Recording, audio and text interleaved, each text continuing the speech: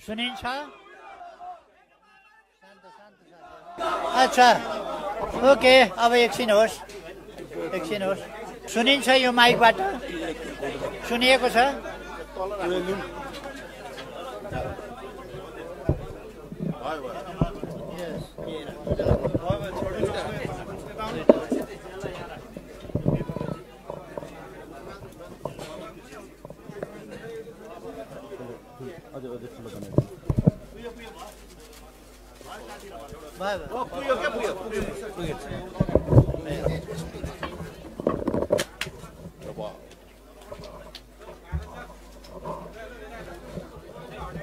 Podium हटाइदिनु।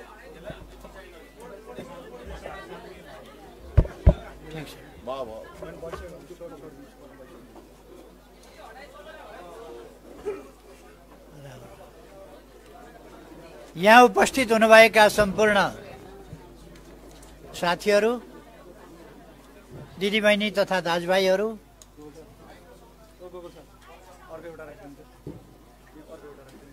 हामी आज एउटा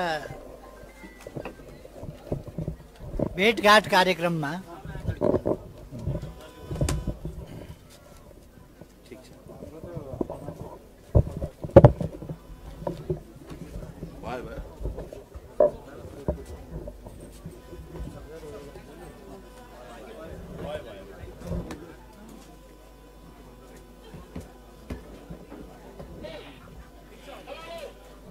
एउटा भेटघाट कार्यक्रममा यहाँ उपस्थित भएका छौँ।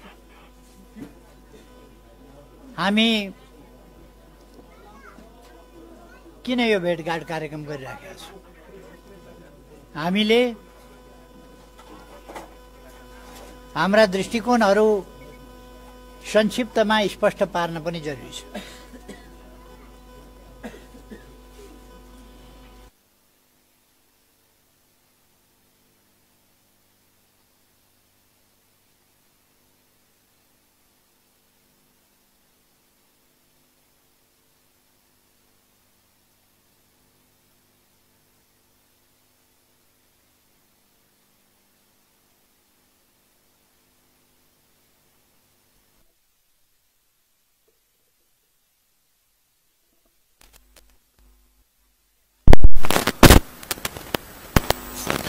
राजनीति त्यति चल्नै पाएन, चल्नै सकेन। त्यसै कारण विभिन्न सामाजिक सञ्जालको दुरुपयोग गरेर अनेक प्रकारका झुट भोगहरू,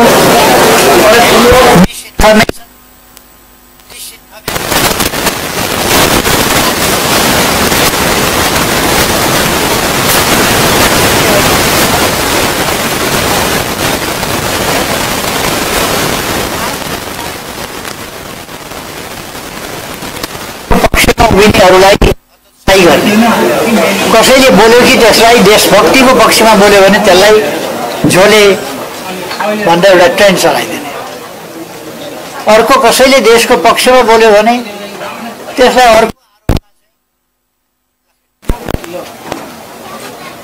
कमेन्टको आयोजित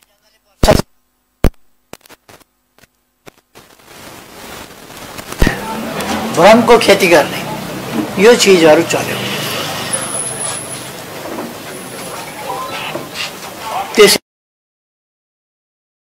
छायो। देशको अर्थतन्त्र असहज अवस्थाबाट गुज्रिरहेको बेला नेकपा एमालेको नेतृत्वमा सरकार बनेपछि जहिले पनि राम्रा कामहरू भएका छन्।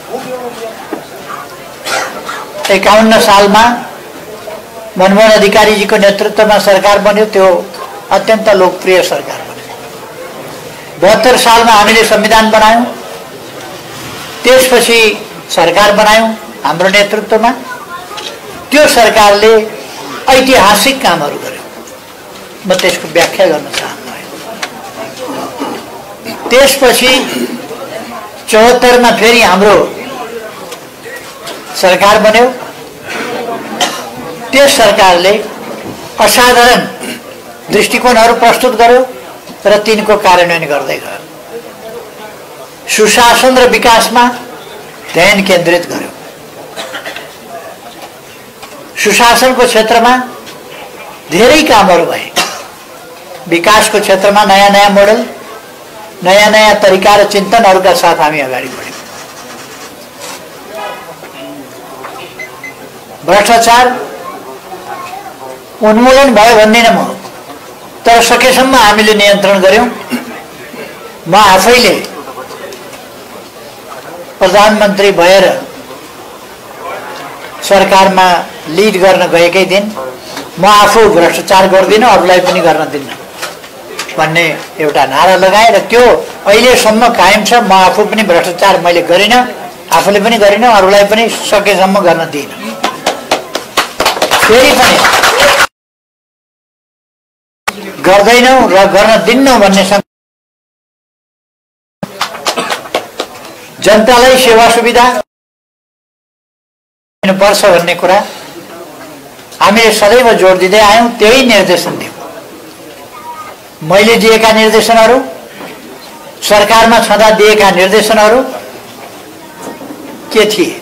अलोकतान्त्रिक थिए, भ्रष्टाचार उन्मुख थिए, भ्रष्टाचारलाई संरक्षण गर्ने खालका थिए, विकास नगर्ने खालका थिए, दृष्टिकोण विहीन खालका थिए, अथवा देशलाई बाटो दिने, विकास गर्ने, सुशासन दिने, सामाजिक क्षेत्रमा आमूल परिवर्तन ल्याउने खालका थिए। शिक्षा, स्वास्थ्य क्षेत्रलाई कसरी अगाडि बढाउने भन्ने सन्दर्भमा के कस्ता दृष्टिकोण थिए, ती कुरा म अहिलेको जेनजी सरकार भने नै त्यो सरकार जो संवैधानिक बाटोबाट, जनताको अभिमतबाट बनेको होइन, यो तोडफोड आगजनीको माध्यमबाट बनेको। यो सरकारलाई म भन्न चाहन्छु, यो सरकारले मेरा अभिव्यक्तिहरू, मैले बोलेका कुराहरू प्रकाशन गरेर जनताका बीचमा ल्याओस्, अरूको पनि ल्याओस्, उहाँहरूका पनि ल्याओस्। मैले भनेका सम्पूर्ण कुराहरू यो सरकारले हिम्मतका साथ जनताका बीचमा पुर्याओस्, प्रकाशित गरोस् कुराहरू। कर्मचारीलाई दिएका निर्देशनहरू रेकर्डेड छन्, ती कुराहरू बाहिर ल्याओस्। प्रहरीलाई दिएका निर्देशन रेकर्डेड छन्, ती बाहिर ल्याओस्। अथवा अरू क्षेत्रमा गरिएका कुराहरू रेकर्डेड छन्, बाहिर ल्याओस्। हामीले गरेका कामहरू रेकर्डेड छन्, बाहिर ल्याओस्। हामी कुनै षड्यन्त्र गर्दैनौँ, हामी कुनै छलछाम गर्दैनौँ। छलछाम र षड्यन्त्र होइन, हामी पारदर्शी ढङ्गले अगाडि बढ्छौँ। जुनसुकै कुरामा पनि हाम्रो नीति हो पारदर्शिताको, स्वच्छताको र जनतालाई सेवा सुविधा उपलब्ध गराउने कुरा, शान्ति सुव्यवस्था कायम गर्ने कुरा, कानुनी राज स्थापना गर्ने कुरा हाम्रो नीति हो। त्यही अनुसार हामी चलेका छौँ। म भन्न चाहन्छु सरकारले त्यो गरोस् न त, हामीलाई एक्सपोज गरोस्। सरकारले हामीले भनेका कुराहरू, गरेका कामहरू सारा। अब मन्त्री परिषदका केही निर्णय ओली सरकारले सिफारिस गरेका या प्रस्ताव गरेका, ओली सरकारले भनेको मैले निर्देशन दिएर कुनै प्रस्ताव आएको हुँदैन, मन्त्रालयले आवश्यकता अनुसार प्रस्ताव ल्याएका हुन्छन्, ती प्रस्ताव क्याबिनेटले हेरेर पास गर्ने हो। के पास गर्यो, के गरेन, के प्रस्ताव आए, के रोक्यो, के अगाडि बढे, कस्तो परिस्थितिमा सरकार चल्यो, के दृष्टिकोण रह्यो, ती सबै कुराहरू सरकारले बाहिर ल्याओस्। म आग्रह गर्न चाहन्छु। भ्रष्टाचार गर्यो भन्ने हल्ला गरेर हुँदैन। कहाँ भ्रष्टाचार गर्यो, केमा कमिसन खायो, केमा घुस खायो, केमा भ्रष्टाचार गर्यो, त्यस प्रकारका कुराहरू अफवाह चलाएर हुँदैन। अहिले म सुनिरहेको छु सरकार विभिन्न प्रकारका हल्ला गरिरहेको छ। पासपोर्ट रोक्ने के ठानेको छ? यहाँलाई यो हाहुको सरकारलाई देश जिम्मा लगाइदिएर हामी विदेश भाग्छौँ के छ? हामीले हामीले यो देश बनाउनु पर्ने छ। फेरि पनि हामी यो देशलाई संवैधानिक लोकतान्त्रिक मूलधारमा ल्याउँछौँ। देशलाई फेरि पनि सुशासनमा ल्याउँछौँ, शान्ति सुव्यवस्था। अहिले तपाईहरुले हेर्नुभएको होला सामाजिक सञ्जालमा केपी ओलीको घर नयाँ घर भनेर लोकेट गरेर यहाँबाट यति मिनेटमा पैदल पुगिन्छ, यति मिनेटमा गाडीमा पुगिन्छ, सबै हमला गर्न जाउँ। घर तोकिएको छ, देखाइएको छ। सरकार के हेरेर बसेको छ, के गर्दैछ? अनि सरकारले त्यति बेला सुविधाहरू फिर्ता गर्छु, गाडी फिर्ता गर्छु, पासपोर्ट रोक्छु, यिनीहरूमाथि मुद्दा चलाउँछु धाक लगाएर बसेको छ। सरकारका केही कर्तव्य हुन्छन् कि हुँदैनन् म सोध्न चाहन्छु। सरकारमा हुनेहरूले सुविधा चाहिएन, सुरक्षा दिनुपर्छ कि पर्दैन? असुरक्षामा देश हाल्ने, असुरक्षाको माध्यमबाट सरकारमा पुग्ने, आतंक फिजाएर सरकारमा पुग्ने अनि अरूलाई सुरक्षा दिन्न भन्ने, यो कुन तरिका हो? म भन्न चाहन्छु मौसम पनि सधैँ एकनासका रहँदैन।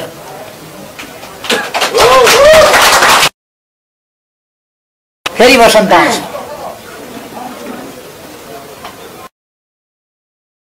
झरी बादलको समय आयो भने फेरि शरद ऋतु आउँछ।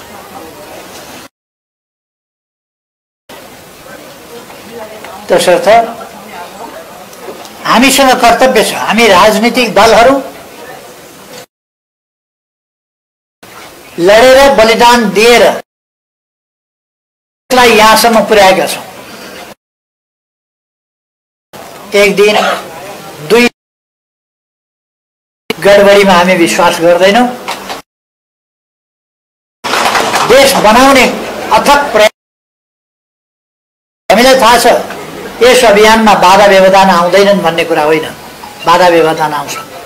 म सबै साथीहरूलाई देशमा हरेस नखानुहोस्, आतंकित नहुनुहोस्। कहिले कहिले इतिहासमा यस्ता आतंकपूर्ण परिस्थितिहरू आइलाग्छन्, तर यसबाट देशलाई मुक्त गर्नै पर्छ र नेपाल एउटा शान्तिपूर्ण देशको रूपमा स्थापना गर्नै पर्छ। यो देशमा फेरि पर्यटन उद्योग राम्रै चलोस् भन्नका लागि शान्ति सुव्यवस्था यस देशमा कायम गर्नुपर्छ। आतंकको वातावरण होइन, होटल जलाउने होइन, मान्छे आतंकित भएर मर्ने मारिने खालको अवस्था होइन, विदेशी समेत मरेका मारिएका। यस्तो स्थिति नहोस्। शान्ति सुव्यवस्था होस्, सुरक्षा होस्, जीवधनको सुरक्षा होस्, एक्लै पर्यटकहरू हिँड्दा पनि सुरक्षा होस्। कस्तो शान्तिपूर्ण देश थियो यो। एकपल्ट माओवादीले क्रान्ति र जनयुद्धका नाममा उत्पात मचायो। देशको अर्थतन्त्र राजनीति सबै खलबल्यो। फेरि त्यो सम्हालियो। त्यो सम्हालिएपछि अब अरू प्रकारका प्रयासहरू अगाडि बढे। म भन्न चाहन्छु यस देशलाई शान्तिपूर्ण देश बनाउनु पर्छ र यस देशलाई शान्तिपूर्ण भरपर्दो देश बनाउनु पर्दछ ताकि उद्यमी व्यवसायीहरूले ढुक्क गरेर लगानी गर्न सकुन्। कसैले उद्योग खोलो, कसैले व्यवसाय खोलो, कसैले भने खोजिकन आगो लगाउने भनेको के हो भने यो देशमा यो देशको अर्थतन्त्रलाई यो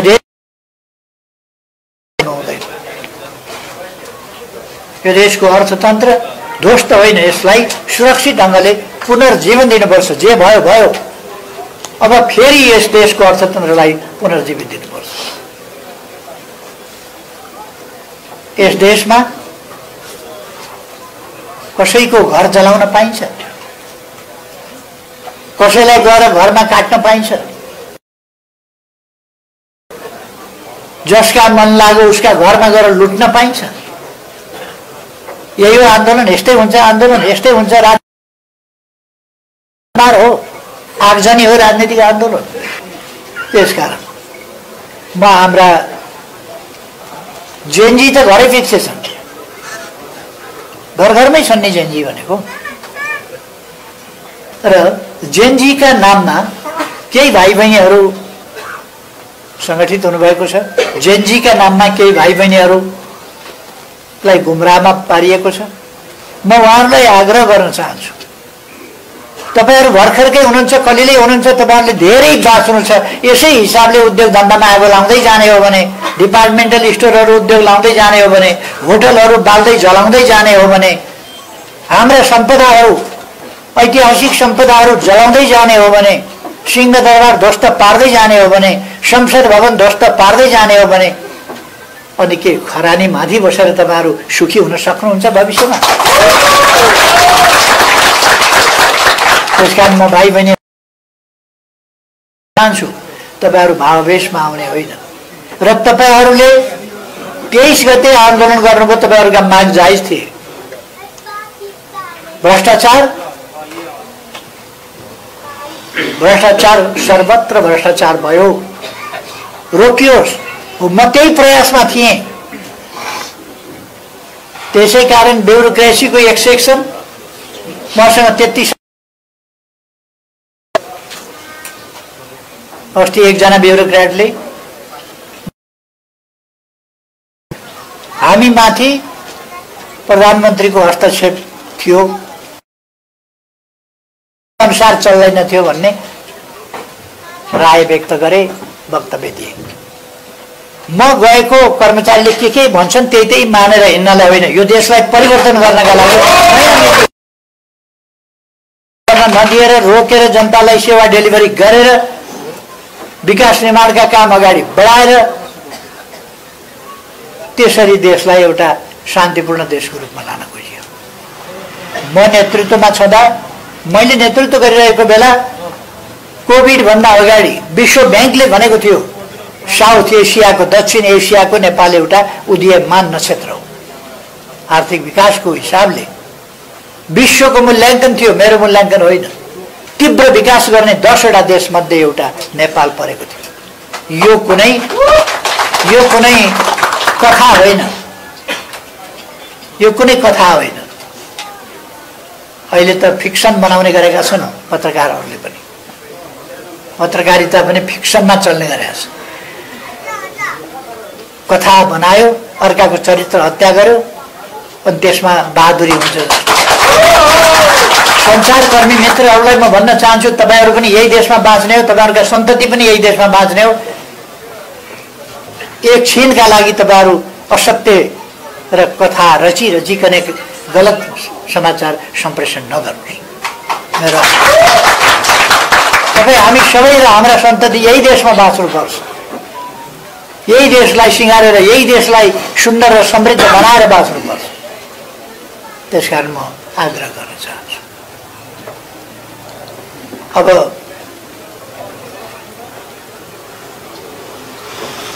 अस्ति 23 र 24 गते जे असामान्य र असाधारण परिस्थिति देशमा देखा पर्यो। जेनजी आन्दोलन भन्ने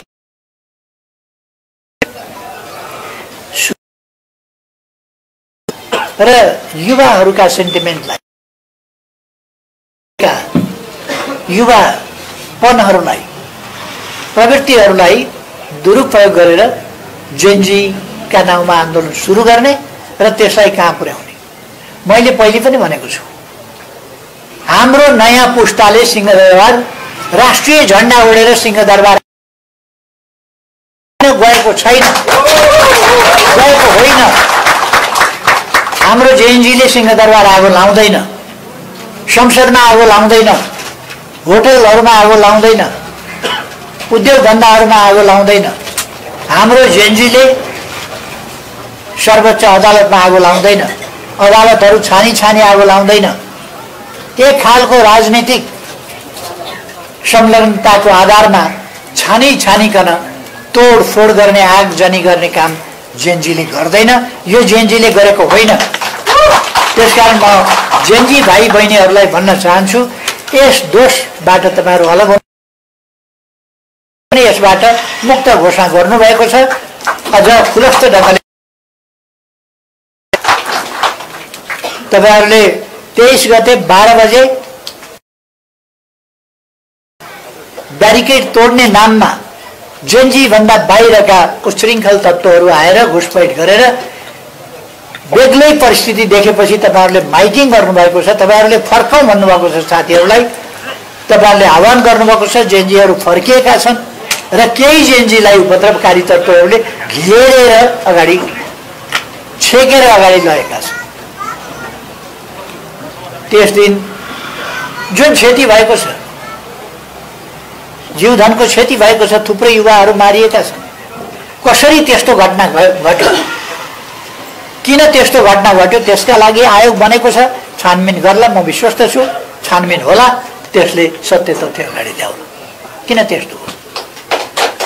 अहिले एउटा हल्ला चलाइएको छ, केपी ओली भन्ने मान्छेहरूलाई भन्न लगाइएको छ, मलाई बन्दुक देऊ, म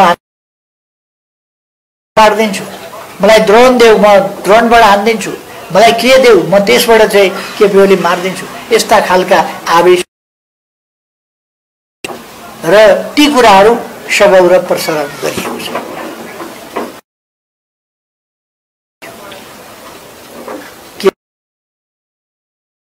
बालुवाटारमा सोधेर बसिराखेका थियो, क्याजुअल्टी नहोस्, क्षति नहोस्, त्यही कामना गरेर बसिरहेको थियो। गोली चलो भनेको सुनेपछि गोली कसरी चल्यो, गोली चलाउने तहमा कसरी पुग्यो मैले सोधेको छु र मैले जवाफ पाएँ। पछि मैले सुने 14 जनाको निधन भइसक्यो। कसरी 14 युवा मैले खोजेको छु। मैले सोधेँ कहाँ गोली लागेको छ, कसरी मरे त? टाउकामा, छातीमा। अनि खुट्टा त सुरक्षा फोर्सले त घुँडामुनि हान्ने चलन हुन्छ, घुँडामुनि हाने हुन्छ। कसरी टाउकामा गोली लाग्यो? म सोध्दैछु यस्तो किन भइराखेको छ, कसरी रोक्न सकिन्छ यस कुरालाई, म भन्दैछु। अनि म त्यो सदाशयताका साथ रक्तपात नहोस् देशमा, उल्कापात नहोस् देशमा, अप्रिय स्थिति नबनोस् देशमा भनेर म भनेको भनै गर्ने, सोचेको सोचै गर्ने। अनि जसले त्यो उपद्रव मचाउँछ तिनीहरूले केपी ओली दोषी भन्ने। मलाई त्यो बहुतै दुःखद घटनाप्रति वास्तवमा म स्तब्ध भएको, अत्यन्त दुखित भएको। मैले त्यसै बेलुका भने म अत्यन्त दुखित छु यस घटना। म अत्यन्तै दुखित छु। यो कसरी भयो? मैले को बैठक बसेर यो कसरी भयो यसको छानबिन गराउँछु, न्यायिक आयोग बनाएर छानबिन गराउँछु भनेको थिएँ। त्यति बेरै त आयोग, त्यति बेला त आयोगमा बस्ने मान्छेहरू। अब त्यसभन्दा पछि मैले भोलिपल्ट 11 साढे 11 बजेतिर राजीनामा दिएँ। अघिल्ला दिनको दुर्घटना त भएकै थियो, भोलिपल्ट नहोस् भनेर मेरो धेरै प्रयास थियो। तर जब मेरो हातमा केही पनि रहेन भन्ने मैले थाहा पाएपछि मैले राजीनामा गरेँ। त्यसपछि तोडफोड, आगजनी, अनेक खालका अप्रिय घटनाहरू घटे। अनि केपी ओलीका विरुद्ध प्रहार। यो जेनजीको भ्रष्टाचार अन्त्य गर भन्ने मागसँग, सुशासन होस् भन्ने कुराको मागसँग, सुशासन हुनका लागि के कुरामा सुधार गर्नुपर्छ गरियोस् भन्ने कुरासँग, ती कुराहरूलाई मैले गम्भीरताका साथ लिएको थिएँ। तर त्यतापट्टि देशलाई जान दिएन। के भएको थियो छानबिन आयोग बनेको छ, छानबिन आयोगले गर्ला। 23 र 24 गतेका घटनाहरूको सन्दर्भमा आयोगको प्रतिवेदन हामीले पर्खिन जरुरी छ भन्ने म ठान्छु। आयोगले भनेको छ नीतिगत तहमा र व्यवहारिक तहमा त्यो आदेश दिने, कार्यान्वयन गर्ने, कार्यान्वयन भएको हो कि अर्थकै भएको हो, के भएको? विभिन्न प्रकारका भिडियोहरू आएका छन्, कति सत्य हो, कति एआई परिचालित हो, एआई निर्मित हो, त्यो मैले छुट्याउने कुरा होइन, आयोगले छुट्याउने। तर प्रधानमन्त्रीले न गोली चलाउने आदेश दिन्छ न थाहा पाउँछ। त्यसो भएर यतापट्टि म सबैलाई स्पष्ट हुन पनि आग्रह गर्न चाहन्छु। अब आगामी दिनमा मैले हिजो पनि सुने, दिनभरि सुने, बेलुका पनि सुने, बिहान पनि सुने, आज यो ठाउँमा हमला गर्ने, त्यस्ता डिजिटल प्लेटफर्महरूमा मैले सुने। यहाँ हमला किन गर्ने? नदिन अधिकार, शान्तिपूर्ण ढङ्गले बाँच्न पाउने अधिकार, मौलिक अधिकार गर्नलाई या किन हमला गर्ने? कानुनको बाटो हिँड्ने कि सामाजिक मर्यादाको बाटो हिँड्ने कि मैले जे भन्नु त्यही हुनुपर्छ भन्ने बाटो हिँड्ने? हामीले संविधानको, सामाजिक मर्यादाहरूको जरुरी छ र संवैधानिक, कानुनी र लोक समाधान खोजिनुपर्छ। थुप्रै कामहरू भएका भन्ने बाहिर, मैले गरेको सिफारिस बाहिर ल्याइयोस्, पब्लिक भएको छ भने त्यसलाई हेरियोस् भन्छु। बुझ्न पाएको छैन मैले के सिफारिस गरेको छु। मैले तान्त्रिक विधिभित्रबाट समाधान खोजियोस् र त्यसअनुसार राष्ट्रपतिजीले कदम चाल्नुहोस्। पालक भएको हुनाले यो विषम परिस्थिति र असाधारण परिस्थितिलाई ढङ्गबाट र लोकतान्त्रिक विधिबाट समाधान गर्न कदम चाल्नुहोस्। यो बिल्कुल ठिक सिफारिस। म सबैसँग आग्रह गर्न चाहन्छु, नयाँ परिवेशमा म सम्पूर्ण राजनीतिक र सङ्घ संस्थाहरू, नागरिक लगायत नेपालमा रहेका सम्पूर्ण पक्ष र गर्न चाहन्छु। आज हटाउनु पर्ने आवश्यकता छ। आज पुनः बहाली गर्नुपर्ने आवश्यकता छ। मैले विभिन्न शक्तिहरूका नेपाललाई कसरी काम विश्लेषण गरिरहेको हुन जरुरी छ। राष्ट्रियता, राष्ट्रको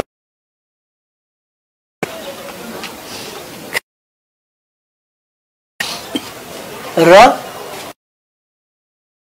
उनका लागि राष्ट्रिय एकतामा जोड दिन हाम्रो शान्तिपूर्ण मात्रै सम्भव छ। म फेरि चाहन्छु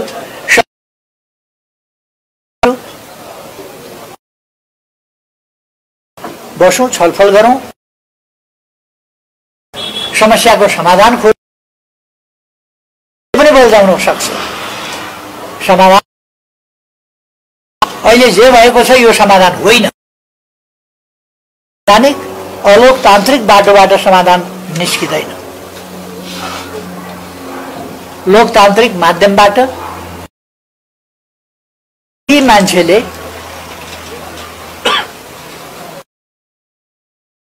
भन्दा बढी मान्छेको इच्छा यही हो भनेर लाद्ने कुरा, यो कुरा ठिक हुन सक्दैन। अहिले प्रहरीका हतियार खोसिएका छन्, गोलीगट्टा खोसिएको छ, समाजमा एउटा आतंकको परिस्थिति छ। 6000 भन्दा बढी विभिन्न खतरनाक मुद्दाका अभियुक्तहरू वा कैदीबन्दीहरू जेलबाट फरार गराइएको छ र उनीहरू फर्किएका अवस्था छैन। त्यसकारण म कानुन आखिर जिउँदै रहन्छ र त्यसले पछि पनि पछ्याइरहन्छ। जेलबाट बाहिर निस्किएका कैदीबन्दी सबैलाई म जेलमा जान र कानुनी उपचार खोज्न, यति बेला यस्तो अवस्थामा राष्ट्रलाई सहयोग पुर्याउन म आग्रह गर्न चाहन्छु। प्रहरीका हात हतियार गोलीगट्टा खोसेर जसले लिनुभएको छ अहिलेको अवस्थामै बुझाउन म आग्रह गर्न चाहन्छु। नत्र भोलि गएर हात हतियार, खर खजना आदि इत्यादि मुद्दा चल्ने कुरा आउँछ र राज्यभन्दा अरूले हात हतियार, अवैध हात हतियार राखेर बस्न पाउने स्थिति हुँदैन। त्यसकारण अहिले नै हतियार बुझाइदिन म सबैलाई आग्रह गर्न चाहन्छु र समाजमा थिति बसाउन, कानुनको राज र थिति बसाउन योगदान गर्न म सबैमा आग्रह गर्न चाहन्छु। सबैमा धेरै धेरै शुभकामना भन्न चाहन्छु र नेकपा एमालेका कार्यकर्ताहरूलाई घर जले एउटा परिस्थितिमा, कतिपय ठुलो क्षति भयो एउटा परिस्थितिमा, तर हरेस नखान एमाले नै हो यस देशलाई फेरि सही बाटोमा फर्काउने र यस देशलाई। त्यसकारण एमालेका साथीहरूलाई हरेस नखान म आग्रह गर्न चाहन्छु। सिंगै देशवासीलाई आग्रह गर्न चाहन्छु, हरेस नखानुहोस्। सबैलाई भन्न चाहन्छु संयम अपनाऊ यति बेला र संयमतापूर्वक आक्रोश, रिसराग, वैरभाव होइन, राष्ट्र जोगाउन र राष्ट्रलाई शान्ति र समृद्धिको बाटोमा फर्काउन एकता चाहिएको छ, समझदारी चाहिएको छ। त्यस अनुसार अगाडि बढौँ आग्रह गर्छु र सबैमा धेरै धेरै शुभकामना भन्दै आफ्नो भनाइ टुङ्ग्याउँछु र आयोजनाका लागि युवा सङ्घ र यहाँको समितिलाई धन्यवाद भन्न चाहन्छु। धन्यवाद।